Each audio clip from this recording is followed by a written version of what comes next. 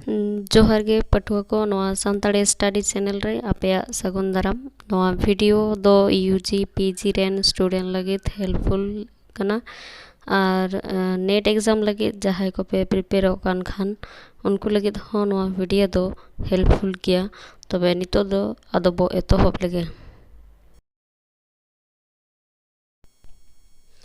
पहले कुकली आपन आपिन को आपन आना अपनारा ऐदर अपड़े आलम आपोस आताम आमा आगम नोआ दो ओकोया ऑल आर चेत अलंकार मेना तेला कवि संजय सोरेना ऑल आर नोआ रेदो अनुप्रास अलंकार मेना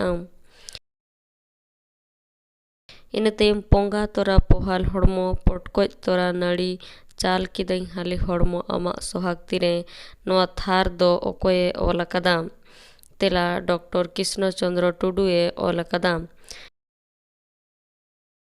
इन तेम झारखंड पोनोत रेन आसल आदिवासी दो ओकोय को तेला सांताल कना को। इन तेम मेघनाथ बोध काब्य दो चेत कना तेला ओनोड़हे कना। इन तयम कोल आदिवासी को दो ओका जाति थोकरेन कना को तेला प्रोटो ऑस्ट्रेलेट जाति थोकरेन कना को।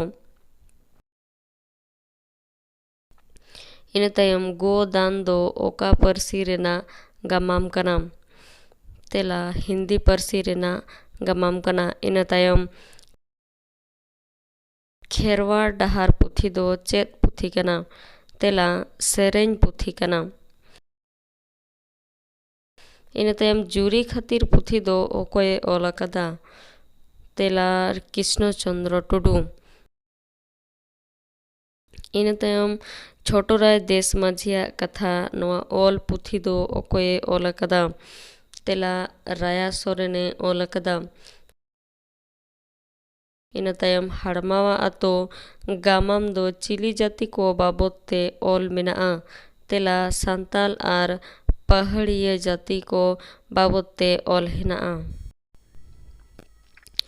नोडगे मुचतेना और नवा वीडियो पोइलु पे नेलत खान चैनल सब्सक्राइब तबन पे और वीडियो दो लाइक तबन पे और हो नोंकान वीडियो लहारे नाम लगित बेल आइकन टिपो कते ऑल ऑप्शन दो सिलेक्ट तबन पे।